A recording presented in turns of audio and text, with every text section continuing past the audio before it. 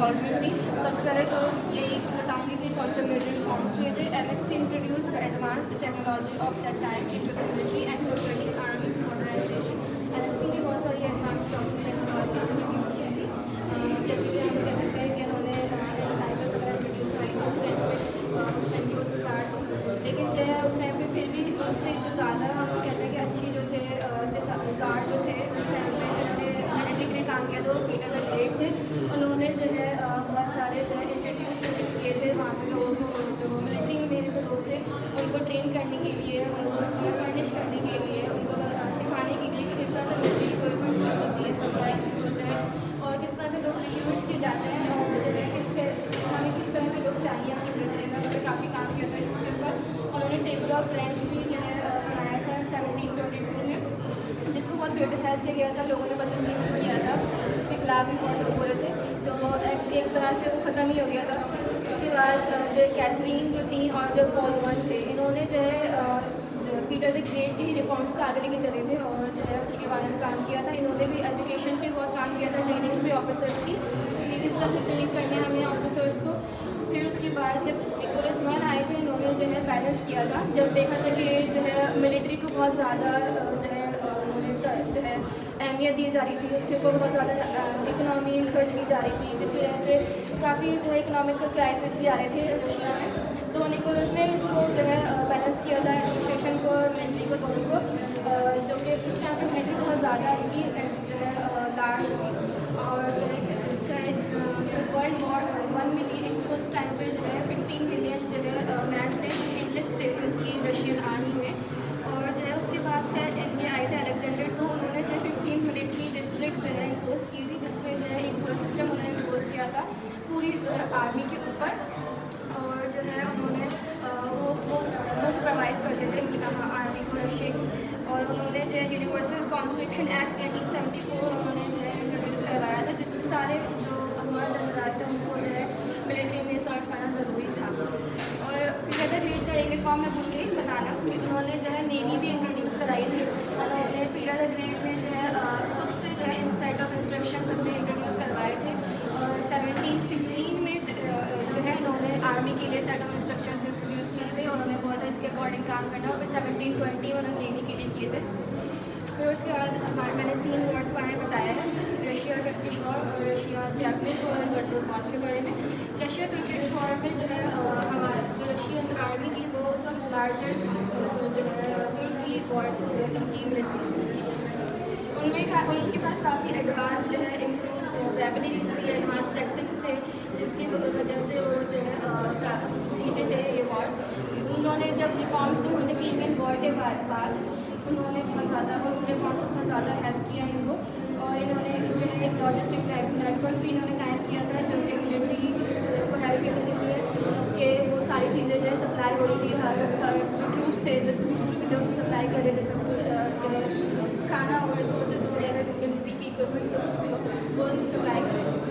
फिर Russia Japanese war में जो है इन्होंने जैपनीज़ मिलिट्री को जो है जो है कहेंगे कि वो कम समझते थे या उन्होंने उनको सही से समझा नहीं, उन्होंने सही फैसले नहीं लिए और जो है जिसकी वजह से वो रशियन जैपनीज़ वॉर हारे। रशियन जैपनीज़ वॉर उस वक्त उनसे ऐसा नहीं था कि लार्जर इन अमाउंट थी, वो लार्जर जो है मॉडर्नाइज ज़्यादा थी और उनके पास ज़्यादा अच्छे टैक्टिक्स थे जैपनीज़ के पास, जिसकी वजह से जो है वो काफ़ी उनको नुकसान हुआ रशिया की मिलिट्री को। और जो है जापान की जो एडवांस टेक्नोलॉजी थी उन्होंने अपर हैंड दिया और जो है वो जीते। फिर वर्ल्ड वॉर वन में जो है क्योंकि ऑलरेडी एक जैपनीज़ वॉर से हार चुके थे वो 1905 में, तो 1914 में जब वर्ल्ड वॉर वन हुई तो उनके पास इतनी इम्प्रूव नहीं थे, वो काफ़ी जो है उस वक्त डेक्ट में थे और वो काफ़ी मसाइल से गुजर रहे थे, इकोनॉमिकल क्राइसिस भी हो रही थी क्योंकि वो एक वॉर से गुजर के आ चुके थे, अभी वो पूरी तरीके से रिकवर नहीं किए थे। और वर्ल्ड वॉर वन में फिर जब जो है रशिया ने इसमें इन्वॉल्वमेंट की सर्बिया को सपोर्ट करने के लिए वर्ल्ड वॉर वन में, तो जो है रशिया जो है काफ़ी बुरी तरीके से हारा था क्योंकि उस वक्त उनके पास ना एडवांस टेक्नोलॉजी थी, जो कि हम कह सकते हैं कि क्योंकि उस वक्त वॉर से गुजर चुके थे, वो रिकवर नहीं कर पाए थे, वो दोबारा बना नहीं पाए थे उन सब चीज़ों को, जिसकी वजह से उनको काफ़ी मसला आए थे। उनके पास जो है इकोनॉमिक हार्डशिप बहुत ज़्यादा थी, पॉलिटिकल इंस्टेबिलिटी की थी उस टाइम पे, और क्योंकि रेवोल्यूशंस भी आ रहे थे अंदर, तो जिसकी वजह से हम कह सकते हैं कि इनकी जो है काफ़ी वर्ल्ड वॉर 1 में हारने में उनको काफ़ी मसले आए इस वजह से।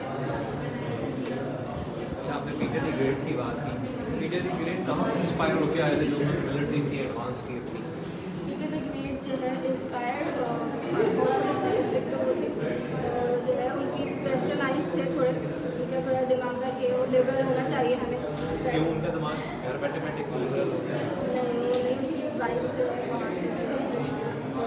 एक इंटरेस्टिंग फैक्ट बताऊँ, पीटर द ग्रेट जो थे जब he was very young, without informing anyone, कहा जाता है कि वो, या हो सकता है किसी को बताया, वो यूरोप पे ट्रैवल कर गए थे। उन्होंने यूरोप को पूरे को घूमा, उन्होंने देखा कि because you talking about 1700s, Britain became a colonial power in that particular time. France also became a strong power. Their navies were very strong. Obviously, they were much advanced.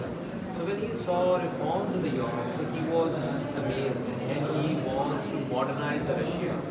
And the Russia today, you can see that Peter played a very important part in making of Russia a great power at that particular time. And obviously, there's the ups and downs as well. But Peter, he made all of those strategies, and reforms were introduced by Peter because he traveled to the Europe and he saw modernization over there, came back and introduced reforms. So that basically happened with that. Other than that, it's a good business.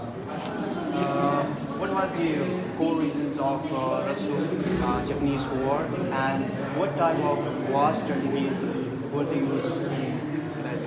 Japanese war इसके इस वजह से हुई थी कि वो Japanese जो थे वो उनका काफ़ी इंटरवीन हो रहा था, उनकी जो लोग थे उनके ऊपर काफ़ी इन्फ्लुएंस हो रहा था उस टाइम पे, जो काफ़ी एडवांस था। उस वक्त भी ऐसा था कि लोगों को हर चीज़ पता होती थी, ऐसा नहीं था कि किसी को कुछ पता ना हो।